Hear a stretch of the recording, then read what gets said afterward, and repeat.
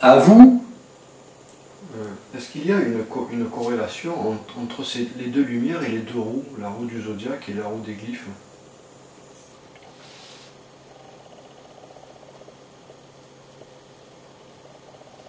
Chaque fois que vous mettez en marche la roue des glyphes, la lumière se met en fonction.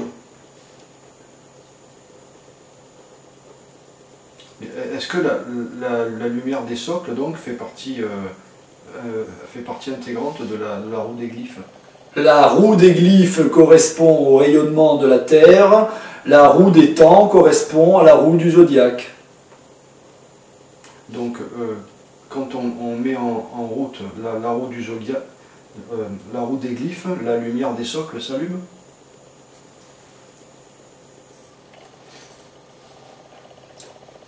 Je continue. Si vous ne respectez pas le délai entre l'allumage de la lumière des socles et l'allumage de la lumière des temps, alors vous n'obtenez jamais l'effet escompté. L'effet escompté est alors retardé et effectivement, c'est toujours cela qu'il faut faire pour réaliser le mariage. Il faut d'abord organiser le mariage, c'est-à-dire réunir les forces.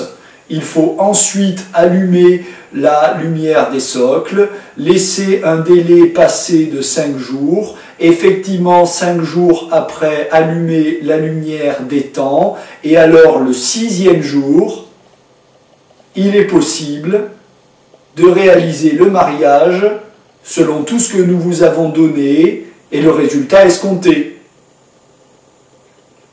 Je continue. Il est temps maintenant de comprendre que le cours numéro 10 met en place effectivement les 3 dernières étapes, et les 3 dernières étapes correspondent à des nomenclatures qui ne sont plus des nomenclatures de savoir, mais qui sont des nomenclatures de mise en pratique. Effectivement, du cours 10 au cours 13, nous allons vous donner comment mettre en pratique les autres cours précédents, du cours 1 au cours 9. Il vous faudra être très attentif et compiler les cours 10, 11, 12, 13 avec les cours 1, 2, 3, 4, 5, 6, 7, 8, 9. Et effectivement, grâce aux 10, 11, 12, 13, mettre en pratique tout ce que doit vous donner les cours 1, 2, 3, 4, 5, 6, 7, 8, 9. À vous.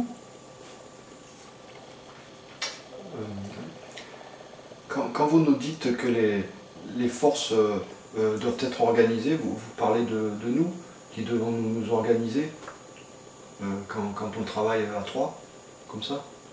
C'est ça les forces organisées au départ? Et toute la préparation que l'on fait maintenant avant les séances?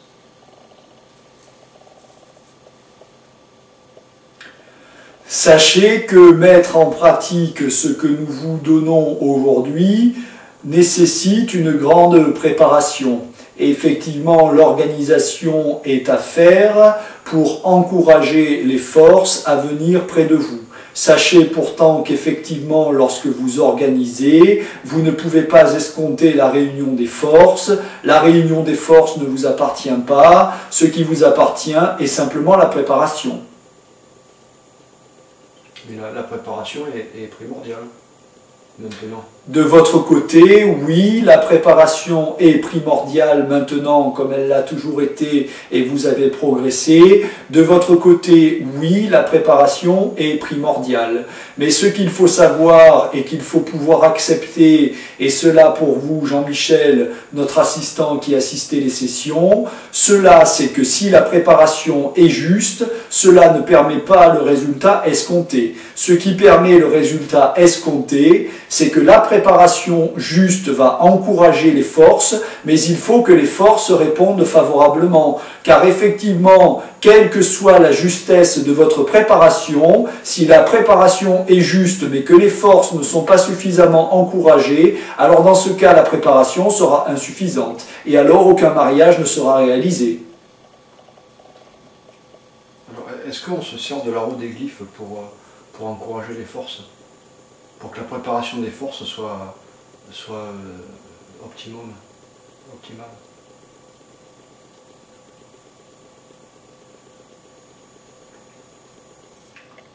Sachez venir en avant de ce que vous comprenez et essayez d'anticiper.